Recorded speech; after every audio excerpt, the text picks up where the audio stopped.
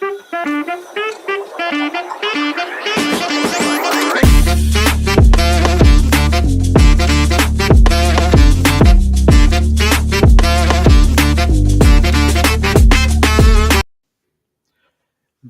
morning or afternoon, everybody. I am Peace Love Music with DeOrganized Media, coming at you live in partnership with Bitcoin Live, decentralized broadcasting. And we have another great show for you today. We are launching the first episode of the Syndicate's AI Deep Dive with Mike Jagdeo. And he's got an awesome panel lined up for you today. I'm going to bring him on right now. And Michael, how are you today? I'm going to bring our friends on as well, but why don't you give the audience a little update as to what we're doing today? How's it going, Peace? You all right? I'm doing awesome, man. I'm psyched about this, man. We just had an awesome show with Landy, and some really cool stuff there. And you got some OGs in the space coming up. Landy's actually sticking around too. I'm great, man. How are you? My friend Quinn, best friend, he says, right side of the bars, right side of the ground. You finally given him credit for that. I hear you say that a lot. Quinn, my mentor in comedy, he should be here a bit later. But yeah, right side of the bars, right side of the ground. You know, I want to thank you for even thinking about doing this show. Without you, none of this happens. The man who's done more than $140 from D grants than anyone in the history of Bitcoin. It takes a lot. I have a lot of people helping us out too, but yeah, man, I love what's going on in our space. I'm very optimistic about the future of humanity with the people that are in our space building out what we're building, and the tools that are being built out, and the vibe, the soul, the spirit of the people that we're connecting with building these tools out. It's very important, and I'm super bullish on the space. I love what you've been working on, so it was a no-brainer to get you into this medium and providing some content for the people. Now, to kind of transition ourselves in, we've been talking about AI a lot, but you're not exactly a developer. You're more about peace, love, and music than about mutually assured destruction. Is there anything in our discussions that we've experienced kind of made you think about having this as a regular show? Have you noticed the effect it's having on people, and anything that you want us to focus on today or in future shows? So I have been utilizing AI. I have been utilizing AI for a little while myself, and I use Chat GPT. I've been playing around with that since it was made available to play around with. And I've found that that's a huge force multiplier in my productivity. And I think that more productivity for everybody is good for everybody. Actually, the more economic output we can all produce, the more there is to go around for everybody to improve everybody's standard of living. So I'm a huge fan of getting AI tools out there to everyone to take advantage of. And we've only known each other for a few months now, but it's definitely been a few months. And I think what you're doing in the space is very important. You're providing a lot of value and opportunity, and you've been helping people learn about these tools, both through the D grants process and what you did with D grants, and through just generally connecting and networking with people based on your background. And I think you're a good actor in the space as well. So that's why it was a no-brainer for me to say, hey, why don't we do a show? Well, I'm gonna hate to disappoint you as a good actor, but we'll let the Dark Syndicate evolve slowly. Thank you, peace, love. Well, peace listen, be with you. As a bad actor, I wouldn't say you're a bad actor, or maybe a brown actor. Everyone, well, definitely. Actor. It's kind of hard to. I never really checked inside. I'm not so sure, but Watch out for those brown actors. Well, listen. I think that everyone's in it for themselves, right? That's all any of us has. How dare you? It's just what it is. It's just what it is. But I think you also recognize, like I do, that we don't live in a vacuum. For every So host, there will be a parasite. it's true. It's true.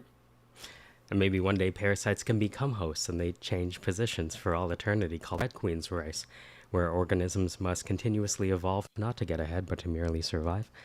But talking about surviving, what Peace Love said there, Rocky, if you're listening, one of the things that you articulated early that really made me change my perspective on AI was Jevons paradox. Do you mind sharing? Because a lot of people initially, we're talking about AI, and most people, when they think about AI, they think about Terminator, Sarah Connor, Arnold Schwarzenegger, and the Mark of the Beast. So, Rocky, can you talk about Jevons paradox and how it may maybe reshape how people think about AI and human labor? Yeah, so I think it kind of reminds me of the trip I just went on to Indiana, actually, of all places. So I went from all the I flew all the way from California, I think, to like North Carolina, and then flew to Indiana. Was visiting my godson, actually, and his family, and so um I was actually really inspired by the kids. So my godson and their siblings, right? Because I think for most people, a lot of the fear of AI and sort of the mentality of like Terminator and it's gonna like ruin everything, right? A lot of it is coming from sort of the unknown, fear of the unknown, and sort of sci-fi, right? Um, I was actually inspired by the kids during breakfast. We were just having bagels and having a good time, and you know, his parents, they're concerned, right? They're loving parents. They want to take care of their kids, and they're like, how do I prepare my kids for what's to come? They know that it's going to be a thing, right? The kids know it's going to be a thing. They're smart, right? They were listening in to me talking to their mom, and I was being honest with them. It's like, seriously, I have no idea how to predict, the next 3 years, the next 5 years. The top researchers can't even tell what's really going to happen in the like 10 years and beyond, right?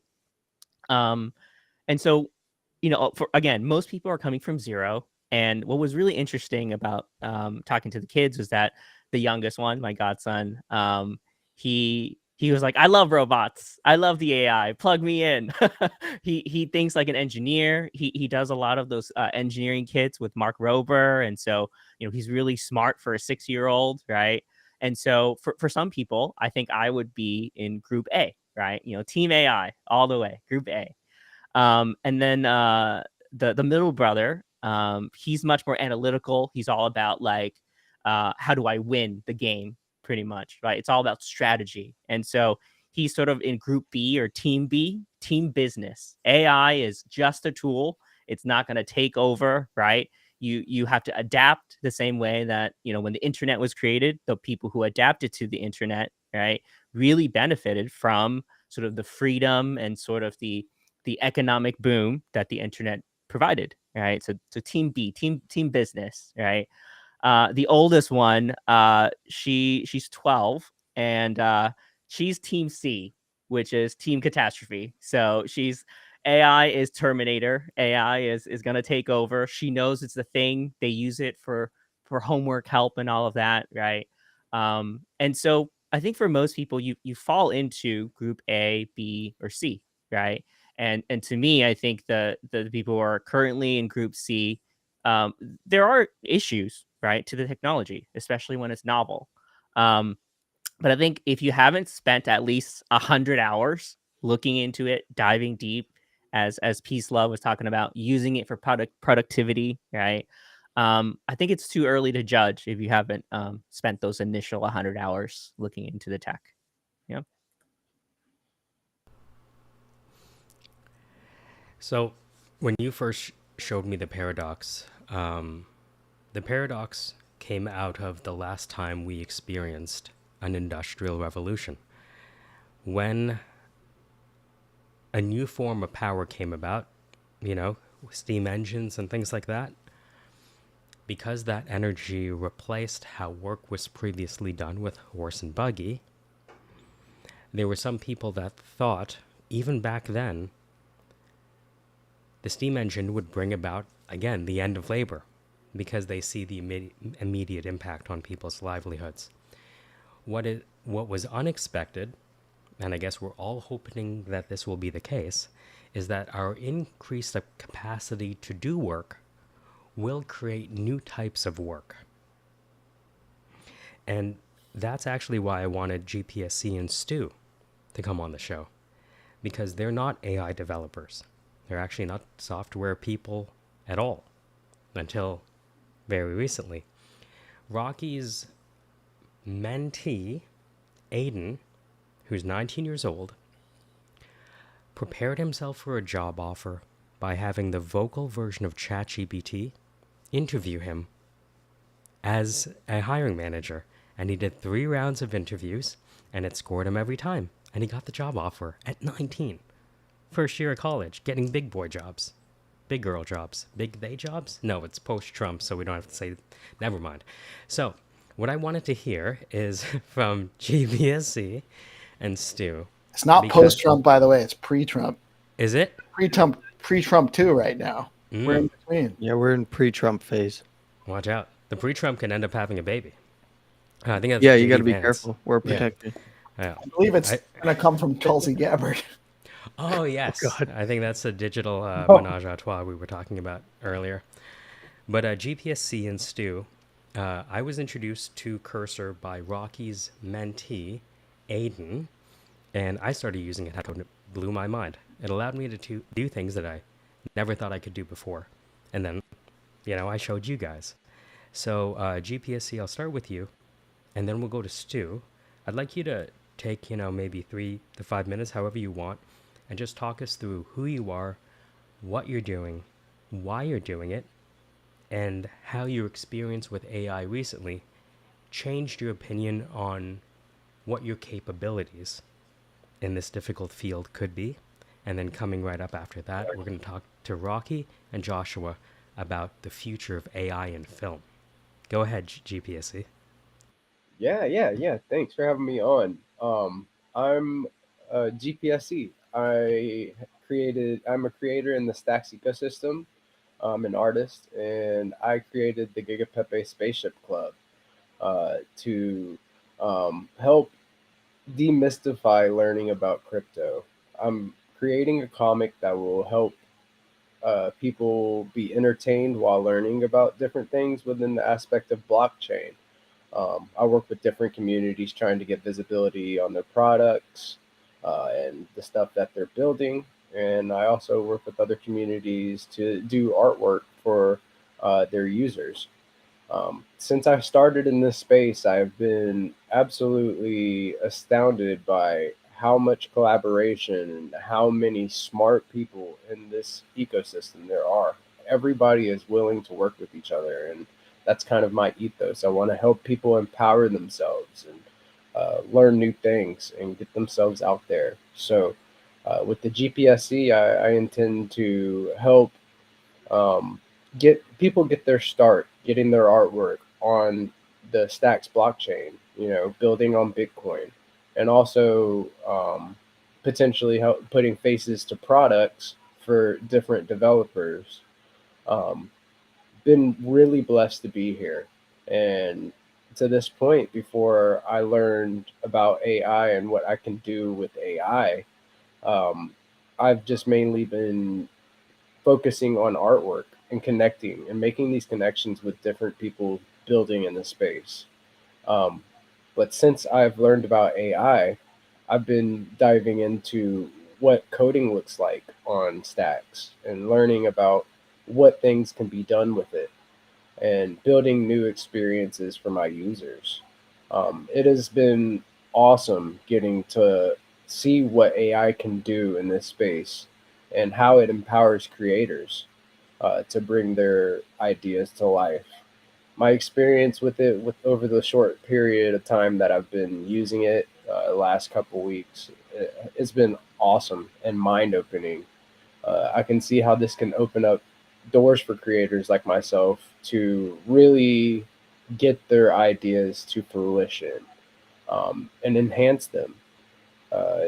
Anybody can be a coder. If I can code with AI and have something work, anybody can do it. So it is really, really going to help people um, with their ideas and create things that they never thought they were capable of doing.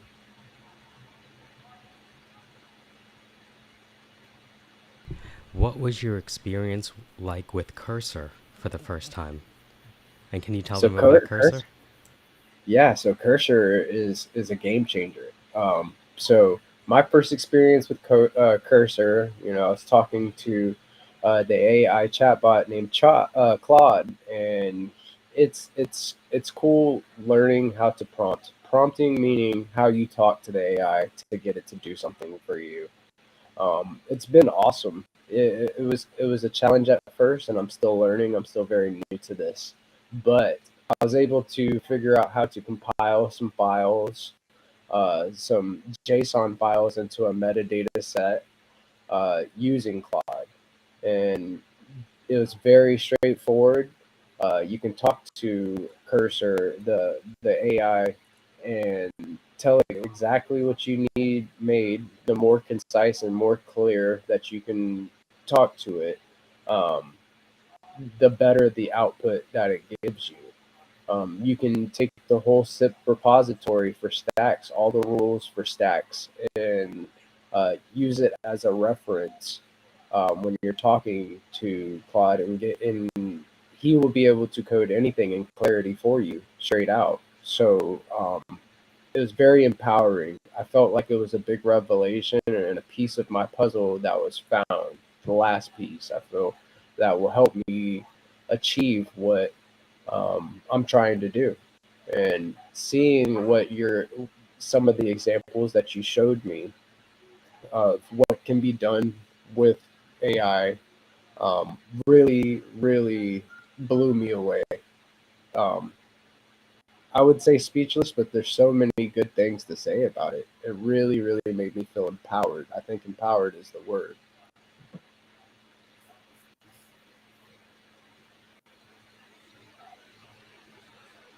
Amazing.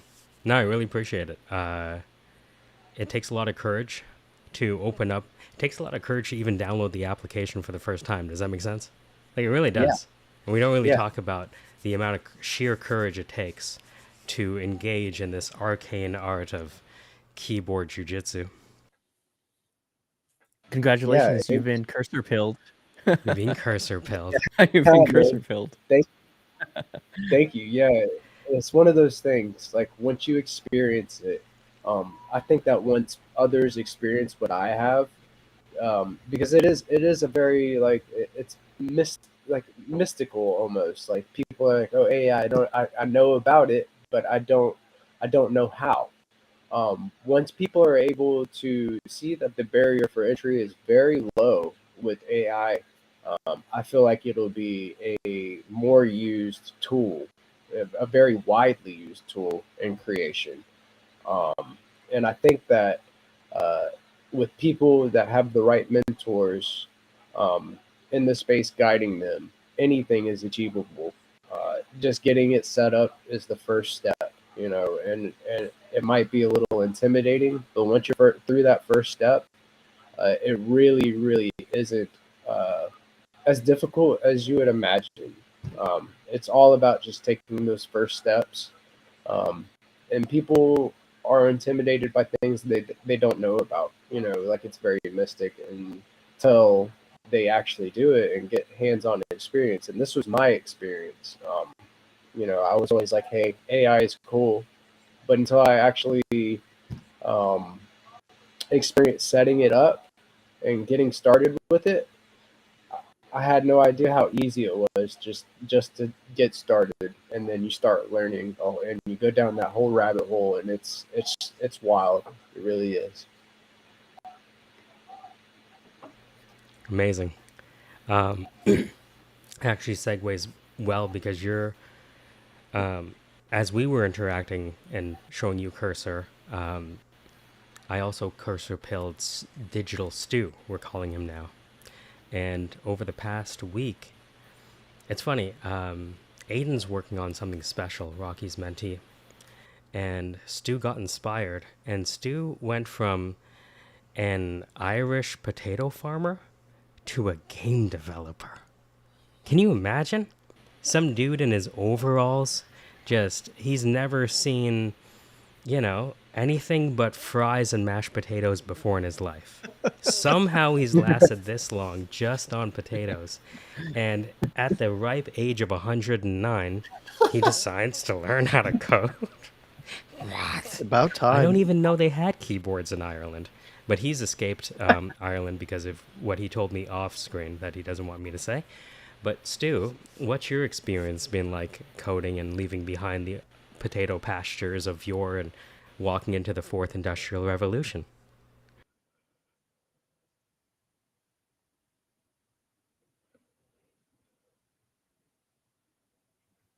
I think he's farming some potatoes right now. I can't hear him.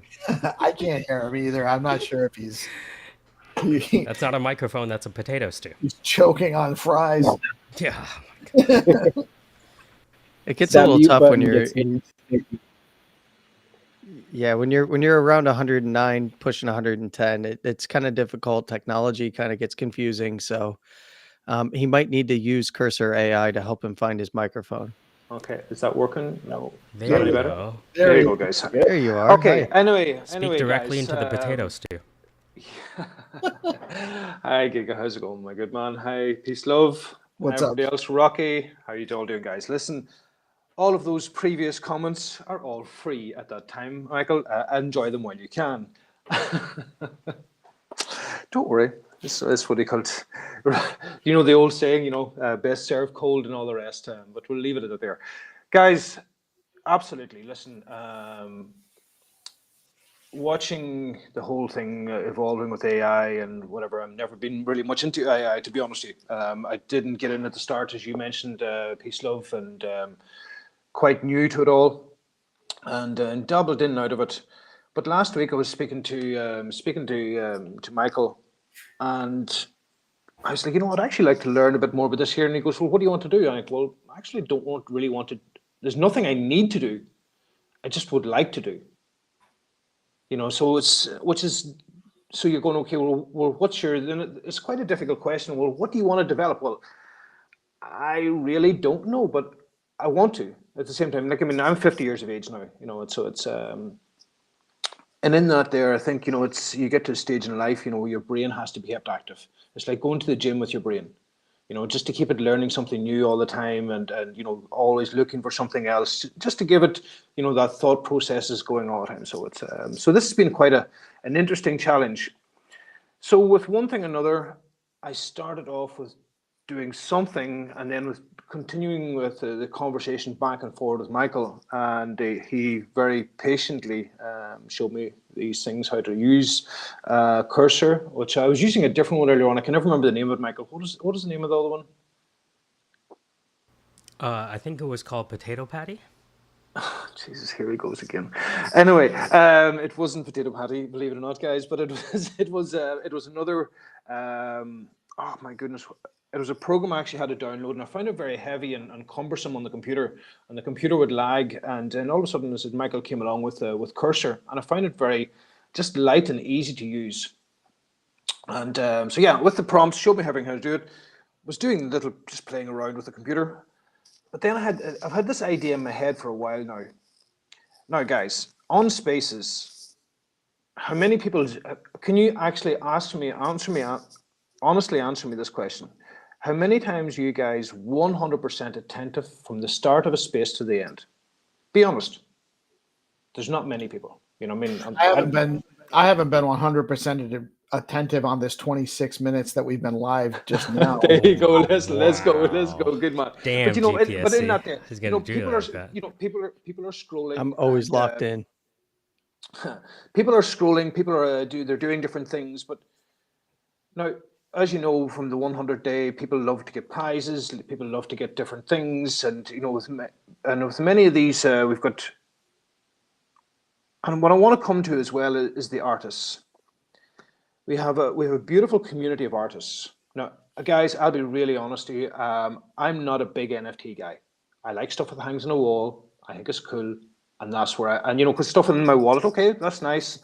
But I was thinking, here's something we can actually have something more interactivity on, if you're on a space and all the rest. How can we actually, because if you're having a competition on here, okay, go and make a super cool post. Go and do this, make a cool post, tag this one, tag that one. We've all done it a million times. But what if we've done something actually a bit more cooler? So what I've designed now, a game that we've probably all had, the plastic one from a child, the sliders. Remember the slider game? There's 16 numbers and there's only 15 and you have to put them all into place and blah, blah, blah. So what I've designed now is this game. Whenever you're on the space, for example, and we'll just use Giga as you're here, my good man. What he could use Giga is his art is in there. You go in, it's jumbled, but guess what? You've got a timer which will either go up or down. We haven't decided yet. We're thinking maybe if we'll keep the stress up, we'll maybe get to go down. If we want to have it more of a Zen space, we'll go to going up. And all of a sudden, the best person, or the person not the best, the person who can solve the game the quickest can actually maybe win the NFT. Now, in that there, it becomes quite addictive because all of a sudden you're seeing this different art that can be changed around. You can play with it. You can have a banner on there where it actually bring you to whatever you're doing at that moment. Are you having a space on there, or are you bringing it to? Or are you going to Gamma to buy your art, or what? Then again, we'll talk about Reese. He's actually having a space on there in a few moments. We're going to jump over that quite quickly after. For example, he's having a space today for his one of his new limited edition pieces. So there's always an advertisement there, but it's not just that there. You're having an interactive image and more of an interactive play with the artist, and you can get more of a connection with the artist. And that's what the idea of here come up with. So it's giving it as a tool, and I've got actually a line for it because this guy, what do you call? There's many different lines you can say. Puzzle, play, climb the leaderboard, because there is a leaderboard on this as well. Slide to win, flex your skills, discover the new NFT masterpieces. There's many different titles in this here. But the idea is, guys, as I said, you NFT artists, you are talented guys. And I think the unfortunate thing often is, the art there, you go and create it and it be beautifully hidden away in these wallets. But if it could be made more interactive in these spaces, that all of a sudden, well, you know what, guys, they're actually playing it, and it gives you more of an advertising, an interactive advertising, because interactive advertising works best. So that's all of that. Sorry for the waffle, guys. I apologize. That's what I've come up with. It's been fun. I'm still working on it at the moment. There's lots of more things to do. And once it's once it's ready, I'll be handing it over to Michael, and then he'll do whatever he has to do with it. And enjoy it, guys. And so, yeah, that's basically what I'm doing, guys. Sorry for waffling. I apologize. A regular segment on the AI show will be potato waffles. That's right, potato waffles with stew. You've heard of Lucky Charms and you've heard of Captain Crunch, but start your morning the Irish way with potato waffles. Cheers, GPSC. Stu, for someone like yourself who's only seen the top side of a potato pasture, what obstacles did you have to overcome when coding? Because you're kind of like jumping into the deep end. Absolutely. Right? What's that like? It was the first part it was understanding your accent. That was quite a bit of a challenge, but we got over that. And the disappointment after the video came on, but it was fine. Wait, you were disappointed? Oh yeah. What did you expect me to look like, Stu? Skinnier. Ouch. What the hell? Ow. Damn. That's like one too many potato jokes. Irish will stab you back. Damn, Trump is in office for like one day and now you're making fun of minorities? What happened to DEI jokes? You're only allowed to make fun Irish are the minority, Oh, that's right. But Ireland, the sideways Indian flag. Continue. The one you stole. The one you stole from us, But anyway, it was just... Anyway, listen. The challenge I had were quite easily overcome, to be honest with you.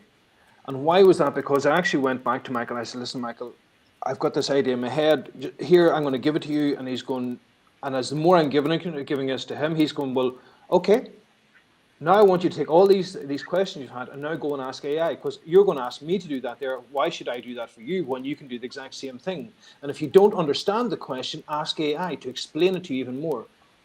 And that was like, okay, now I got this. Like, I mean, that was it was actually, you know, so you can never be stuck with AI in the sense, like, I mean, but now I was, and you know, during whenever you're programming and all this here, sometimes you get into a bit of a merry-go-round, and it's not doing this, and you have to sometimes step back a little bit. But yeah, that was one of the biggest ones at the start.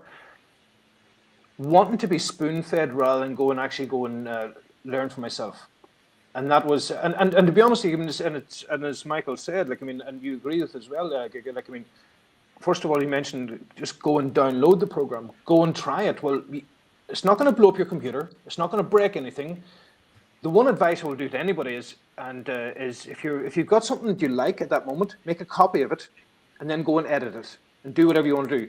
If that doesn't go really to plan, well, then go back to the one you made a copy of, and then start again. That's the one advice I would give to anybody. You know? If you're just joining us, this is the AI show brought to you by DeOrganized Media and Bitcoin Live. You've just been listening to a potato farmer turned game developer, Stu. Now you're looking at someone who has a potato head, ostensibly. You know, coconut head, potato head, both could apply. And so now we get a chance to engage with Rocky GPT. Rocky GPT, engage. Could you please summarize how GPSC and Stuart's testimonies make you feel, knowing that you were instrumental in generating patient zero?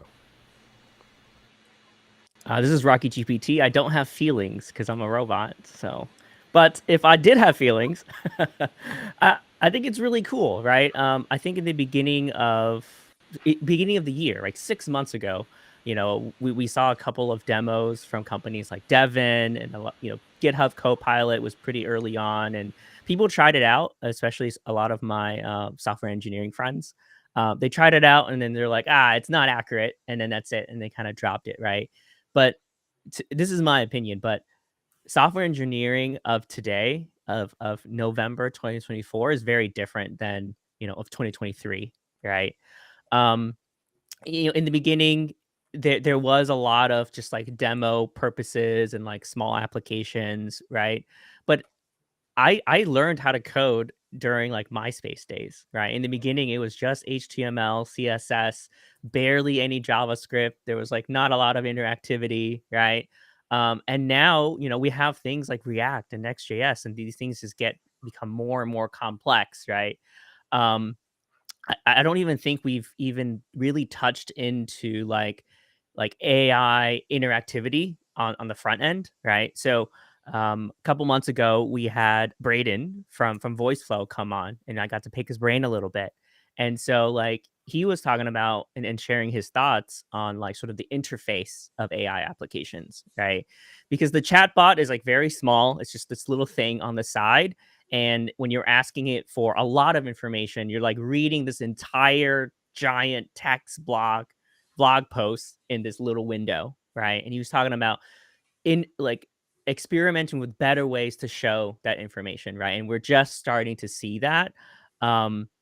I guess a little alpha, if you're a software engineer, you're trying to, you know, test out some cursor, right? So check out cursor.directory, right? So there's a learn tab. You can go. There's all of pretty much the top YouTube tutorials on like how to get started on Cursor, how to like actually be effective in using it, how to ask it the right questions, right?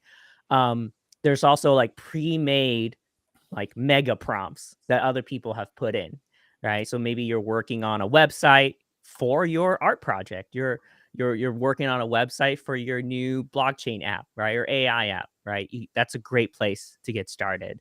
I love it. It makes me feel nice and warm inside that we get to use these cool tools and make interesting things, right? I think there will always be people who view programming as more of an art and less of a, you know, team business, right?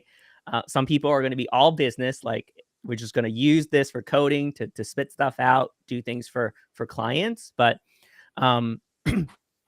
if this technology just becomes this thing that we just use to do more and more and more and more and get more stressed out and more sort of like busy, right? I wouldn't want that, right? As Peace Love Music, his name is about peace and love, right? And so we want to use these things in a way where we get more free time, right? We get more time to do things that we actually want to do, to have that peace in our lives. And so makes me feel really good.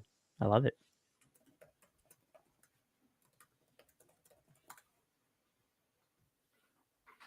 Amazing. So, if you're just joining us, my name is Michael Jagdeo. I am a potato head. We recently heard from Stuart, a potato farmer, and together we are a bunch of fries, golden brown, depending on the saturation on your screen. And just like fries, these are, if you harvest them too soon, these are green candles. And previous to this show, we had Landy, who was talking about Jack be nimble, Jack be quick. Jack tried to beat the S&P 500 and lose every time. No, Jack Bogle, Vanguard. So none of this that you experience today is financial advice. But I will say this. Most traders end up failing. What we have is survivorship bias. Most of the complex traders out there are trading with other people's money. And every so often we have to bail them out as taxpayers. And we call those hedge funds, and we call those products that bring them down derivatives. None of this is financial advice, but everything I just talked about, if those words interest you, you can actually do. Investment companies hire actuaries, statistical mathematicians to do your investing for you. What if you could just fork an actuary, no diddy, and get an actuary on your computer that manages your investments? That's something that's going to be happening very soon. So everything that Landy talked about in terms of that knowledge, imagine if we took the transcript, transcribed it, and said, hey, ChatGPT, why don't you just create me an algorithm that follows the thesis of this recording? So the power we have is actually pretty crazy, but I believe that the answer lies between us. Does that make sense? Landy's over here with the actual seasoned business expertise, and then we also have Rocky over here who has an understanding of AI, commerce, software development. And I believe between all of us sitting here, there are some very, very interesting solutions. Now we have Josh kind of coming up, but I noticed we just got joined by Vibes like GPSC, and Stuart also is learning software development, even though he's basically just like a business model.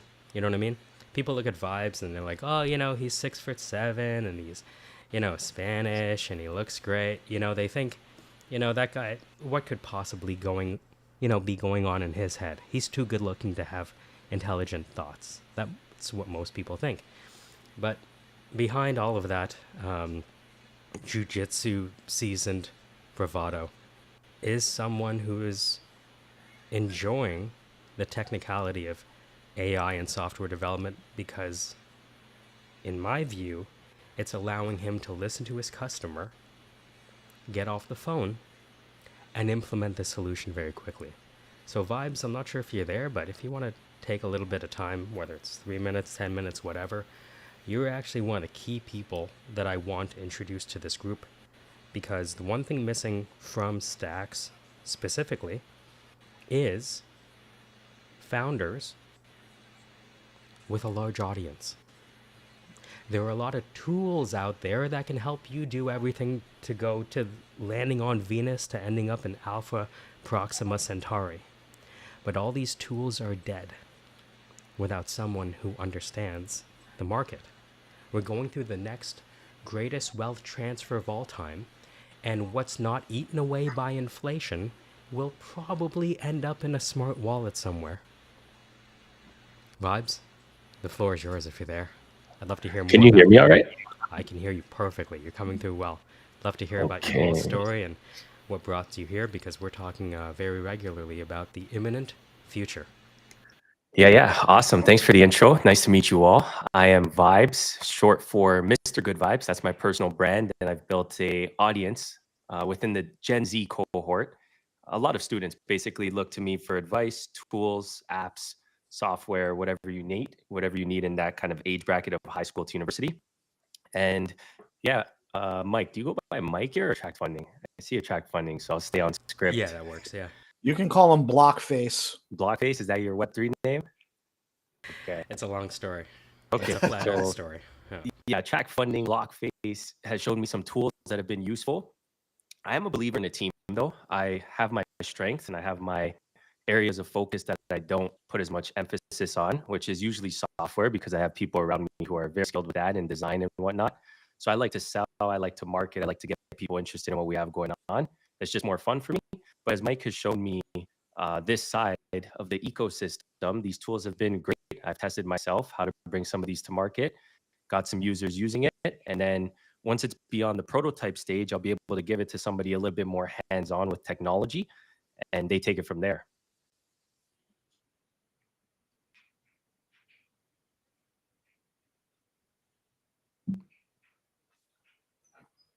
Michael, are you talking? You're muted, apologize. buddy. My bad. There you go.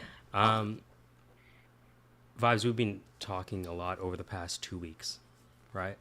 About what the future of the ecosystem is.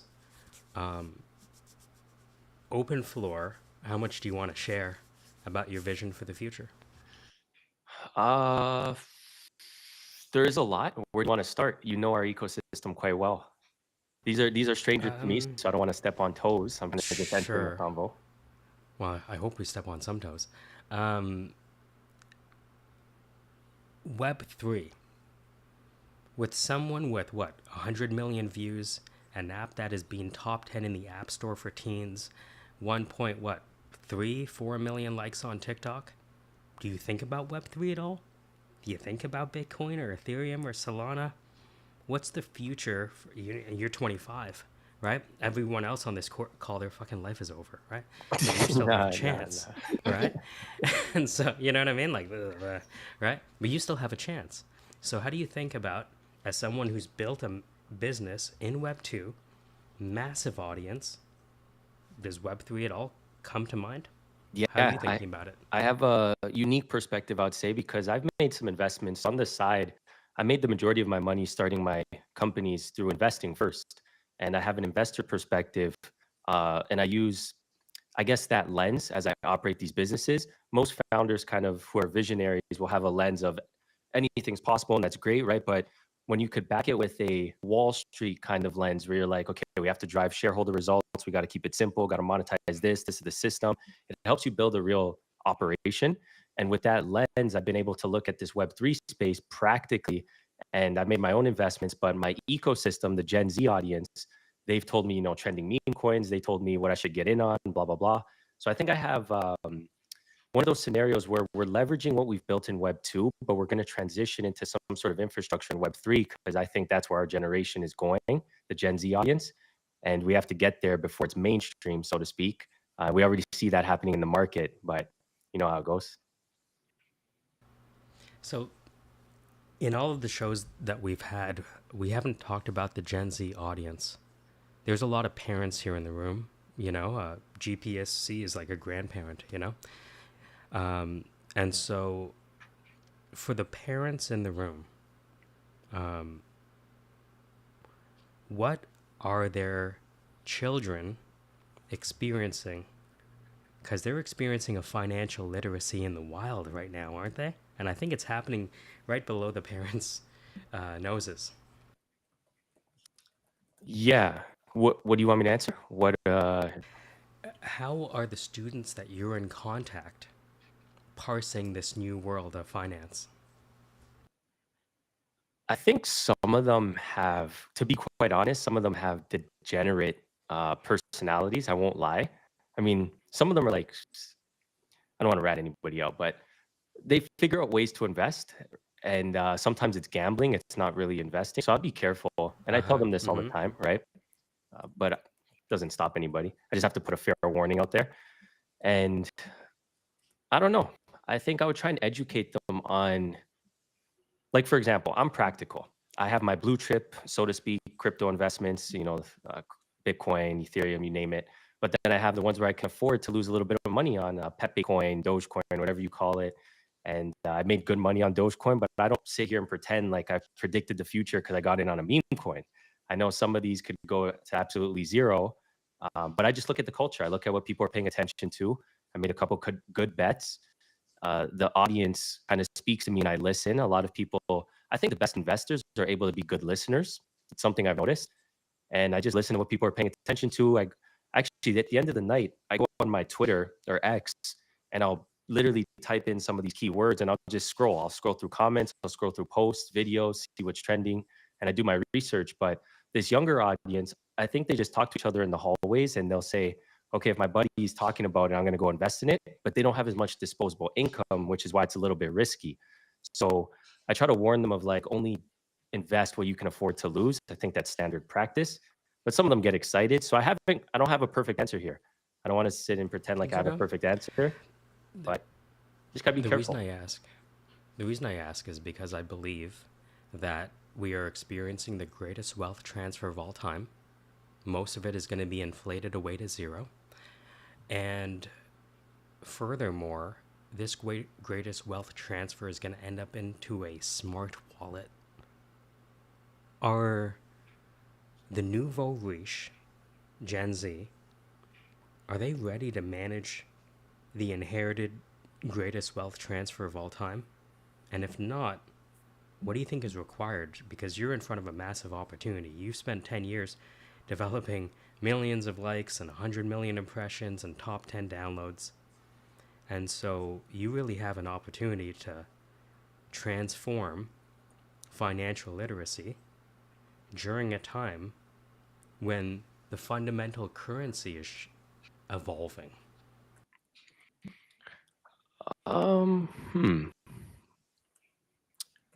What I've analyzed is this demographic is not ready.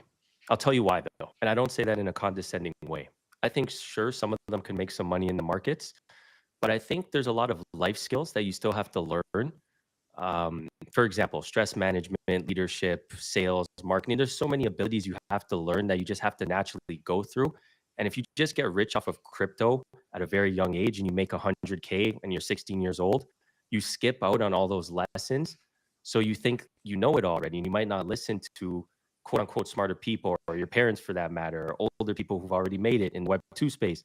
And I think there's a lot of lessons they'll skip out on. I've met some of these students and teenagers, really, they're still children, but they found ways to get in on the market, whether it's through their brother's account or a parent's account, and they benefit from it. But they've skipped out on a lot of life's lessons. And I think long term, that has a negative effect. We're still yet to see how that plays out.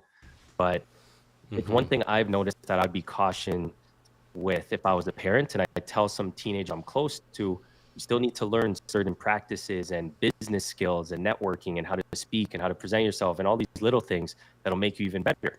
So the smart ones understand. If you inherit $1 million, you better become a millionaire quick.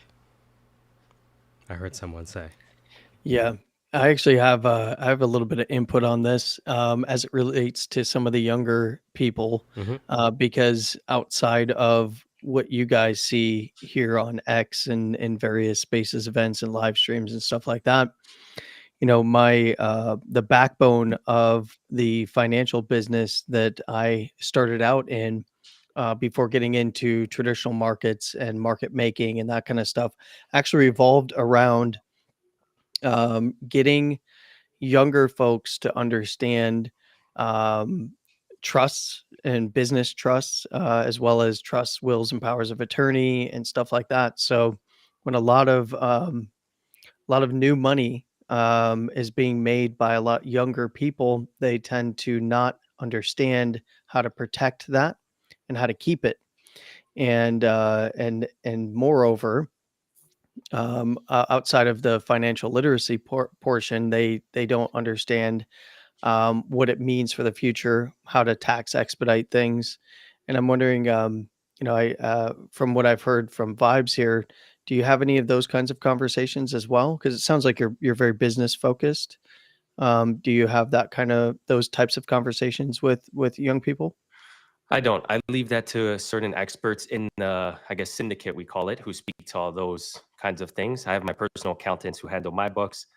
I'm one of those guys, man. I have strengths, I have weaknesses. I don't try and speak on things I don't know fully, and I don't want to pretend like I do. All As right, all opposed to right. me, which just makes up stuff as it go along, and hopefully the words have enough syllables that we trick people into trusting us. Oh, sorry. Welcome back to the show. I apologize. Continue, Andy. I was just gonna say, one of the most important things that I've through some of my family still owns essentially we own a uh, a trust firm. Essentially, that's kind of what we focus on now is helping people put their assets into trust. And that is one of the big things that we're now in a massive push and starting to push into TikTok and X and other avenues like Facebook and Instagram and stuff like that, where we are trying to attract some of these younger folks, especially as we are continuing with this bull market in traditional markets and in crypto, that they need to start thinking about ways in which they can protect their capital now that they have it. Because what happens when you're young and you run into a ton of money? Well, typically that money gets spent on all of these wonderful things that we like: cars, houses, friends, family. People often, when you make it big, if you're the one that makes it big, typically what happens to especially younger people is family and friends around them think that they made it big too. So, how do you go about protecting yourself? How do you go about ensuring that this capital will be accessible to you and anyone else related to you that you choose in the future? And that's where kind of Mm-hmm. and tax expediting things through trusts. That's the big thing, because a lot make a lot of money and then they pay a lot in Mm-hmm. taxes and they might not be expecting that. So So I think it's a big topic. there's something you brought up there. You mentioned that the professionals on your side, let's call it the Wall Street side, are looking for strategies to introduce financial services when the time is ready to Gen Z. Vibes, how have you generated an audience of Gen Z? Because that's not really easy for 99.9% of brands out there to do that, because they shift so much and their preferences change. How have you approached marketing to Gen Z such that you developed the top 10 app in the App Store for, getting jobs, the TikToks, everything you're doing on Instagram? How are you cracking that nut, let's say? I speak very confidently on things I know. The way I just answered the last question I received is the baseline of how I've grown an audience. I don't try to pretend I know stuff I don't, because there's a lot of people I could pick up the phone and call and they'll know an answer to something, right? But so I stay in my lane, and my lane has obviously evolved since I first started on this journey.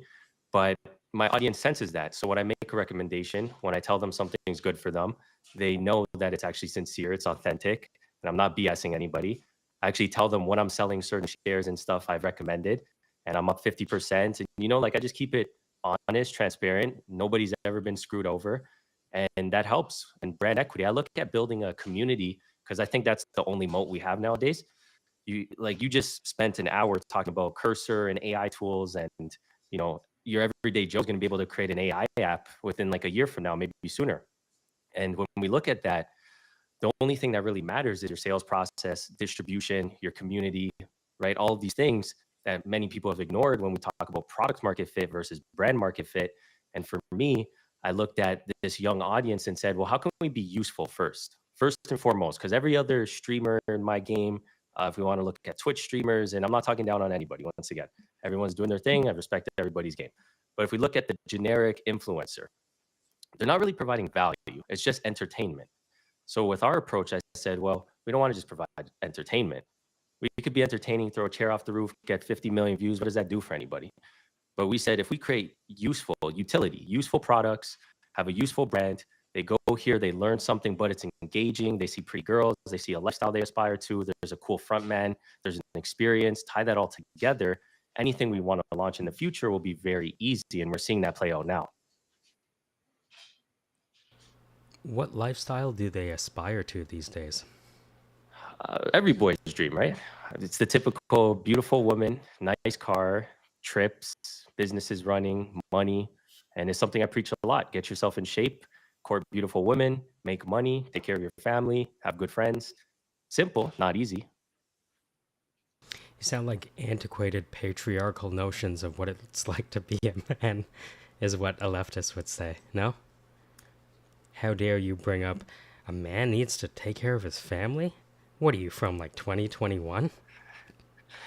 Yeah, exactly. When I get those kind of, you'd be surprised. I get those kind of I bet you. rebuttals a lot. Yeah. So, but I stay true to myself, and it's why my audience is very supportive. I actually don't pretend to try to cater to the other side. I don't publicly endorse any candidate. I actually tell people when they ask me who do I vote for, I'm like, it doesn't matter until I'm running. So I'll let you know when I'm actually running. 2032. Perfect answer, by the way. Right? That You got to be political in these streets. Everyone's trying to trap you in something. And I found a way to just kind of hurdle around all of these, let me not even get into that. But anyways. So I say diplomatic instead of political. That's what you're diplomatic. being. Exactly. Thank you. Exactly. I actually had a girl try and trap me. Very pretty, beautiful woman. But you know how sometimes they get influenced by their friends. Well, if he voted for so-and-so, like you should, blah, blah, blah. And I looked at the situation on the chessboard and I said, okay, she's trying to ask me this stumper question. How do I answer this? I said, listen, you're lovely. How about this? It doesn't really matter, my dear, until I'm running. Let's talk about something else. I just totally shifted the conversation, and then she went along with me. And if you say it with enough charisma, right, people get behind it, and it's all a science and an art. So I found that I stay true to myself with everything, and it just seems to work. As we wind down today's show, I'd like to once again engage Rocky GPT. That's right, Rocky GPT, coming to a store where AIs are bought soon. Rocky, as we wind down, do you mind walking us through what happened and how everything's making you feel and what you're personally focusing on next? We've talked to a lot of beginners with AI. You're a fancy California guy, you know what I mean? Doing California tech, Silicon Valley type things. If you could summarize what you felt from today's testimonies, and also for the nerds out there, where's all this really heading?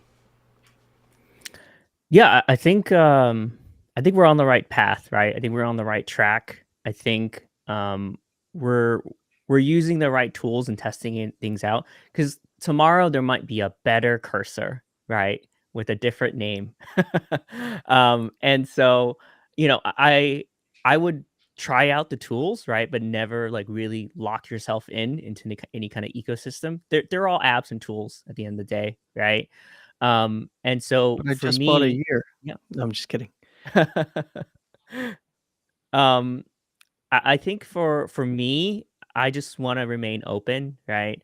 When I saw that OpenAI was partnering up with Microsoft, and I saw that Microsoft Azure was doing like free like certifications, right? I hopped on that like right away. So if you're interested in actually getting certified, right? Around this time, I think from now until Q1, Microsoft Azure does have certifications that you can take for this technology. If you check out my my Twitter right now, someone made a post about the Google search results. Right, I'm a data based decision maker. I like to look at the charts, right, and what's going on in terms of like search data. So if you look at like people and companies looking at AI consultants, it's going up at the same rate as Bitcoin, guys. And so if you want to prep yourself, right, I think this is a great space to be in. A lot of people are early adopters. They're really cool. I actually met Joshua at AI Film 3, right? So it happened in Arizona. A lot of really cool people showed up. I got to learn a lot. And people are already teasing AI Film 3 for Seattle in 6 months, and it's going to happen in another 11 months. Arizona is going to happen again, right? And watching these films, right, the ones that were like early submissions, like you can tell the limitations of the technology, right? But as sort of the film festival went on, like towards the end, like I was seeing like full on 30-minute sort of short episodic films, right? Full on music videos that you could do. And so this technology is going to get better, it's going to get faster, and it's going to get cheaper, right? And it's just going to let really creative people do things that they could not do before. So I'm excited. I'm I'm stoked for what comes next. I think it's going to let us collaborate more, which I think really ties into how we can do like royalties, like on chain related to the whole blockchain side of things, right? I think that's the AI stuff is really going to make blockchain really, really useful. And I think it's going to be really good. I do have to hop, and thanks everyone for listening in. But I think we're good to go. Amazing. Awesome. So we're coming down to the end of the inaugural AI show with DeOrganized Media, Peace, Love, and Bitcoin Live. I want to thank them for inviting us to do a weekly show, of which this is the first. What I'd like to do in these shows is to bring together the people who know how to use AI with the people with an audience, right? The person with the biggest audience that I know personally, with the most power personally, is Vibes, right? We're in the greatest wealth transfer of all time, right? And because of ANRM, people may not be living as long as they used to, which means that greatest wealth transfer is about to happen very fast. And if you don't understand how transfers can result in taxable events, oh man, that millions is just going to waste away in probate and other fees. And you have no idea how to spell probate, but it's going to spell you. It's going to spell the end of you if you don't know how to spell it very quickly, and you inherit these millions and think you can just use it like a checking account. The taxes are astronomical when it comes to these transfers. Speaking right to my language here, buddy. And I was actually going to ask you and the other guests here who are much more adept with AIs. I know for a fact that AI will be able to help in this realm. And wanted to kind of get maybe your feel before you kind of wrap up is, when it comes to, this kind of generational wealth transfer that we're looking at and the tax implications and the probate implications of this kind of wealth transfer, how will AI be able to help? What do you foresee? Do you think it's going to be soon that we'll be able to get platforms up and running, or is this going to be kind of a slow burn? So this is perfect. So if I didn't know anything about finance and I'm an alien being dropped into America, all I would do is if I want to use AI in this realm, you can use Notebook LM, for example. Notebook LM is a product by Google. notebooklm.google.com. I think it was awarded top 100 inventions of this year. It's pretty awesome. If you just drag in YouTube videos or PDFs, it will not only learn the information, but also give you answers for free, because it's a Google product, with sources. And so, for example, you just had a space with Peace Love where you basically kind of shared your doctrine, right? And if we're able to analyze the text along with the PDFs that could be textbooks on financial risk modeling, we're going to have an actuary. Now, how to implement that correctly involves a combination of you and everyone else. Does that make sense? Yeah. And so I believe we spend 15 minutes, 30 minutes, you're going to have some scary things on your hands, because we basically, with programmatic money and AI, we can connect to the real-time information from any exchange, S&P 500 or meme coins exchange or Stack City or Goldcoin, and you name it. And once you connect it to a current live stream of data and then combine it with your actuarial model created by consuming your body of work, now we're just back testing and having fun. And that's just like the highest level, simple overview we could do.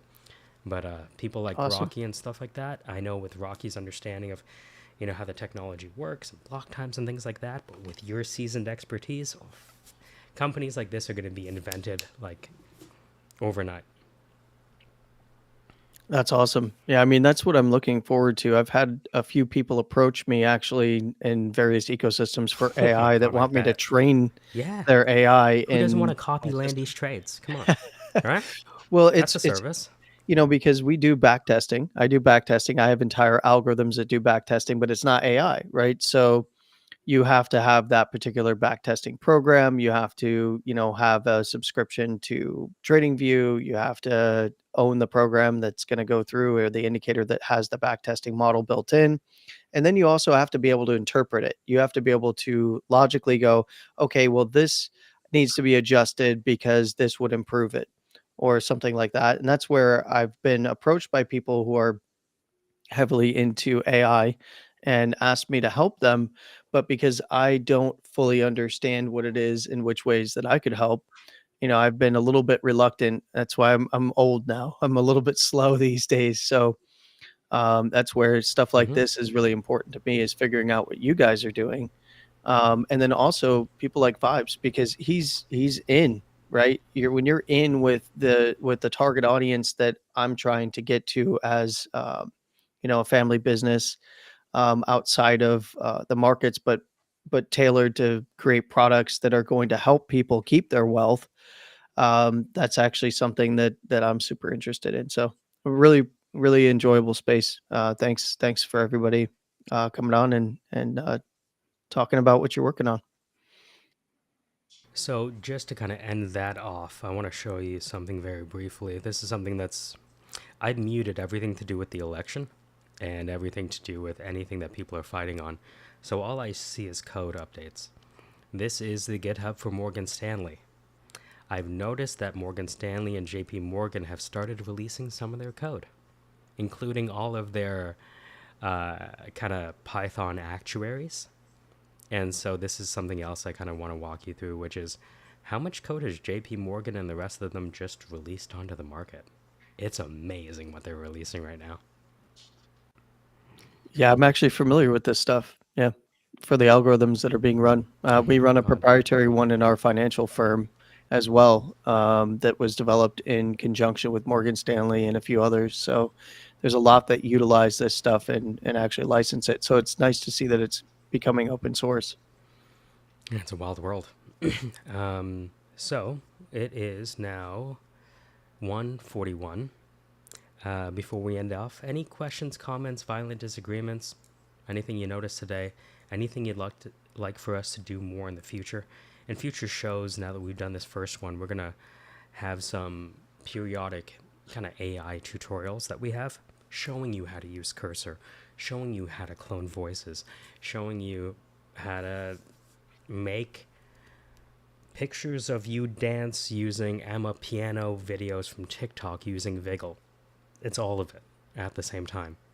But again, DeOrganized Media, Bitcoin Live, peace be with you with Peace Love Music. I'm going to let you end off, Peace, because without you, the show wouldn't even exist.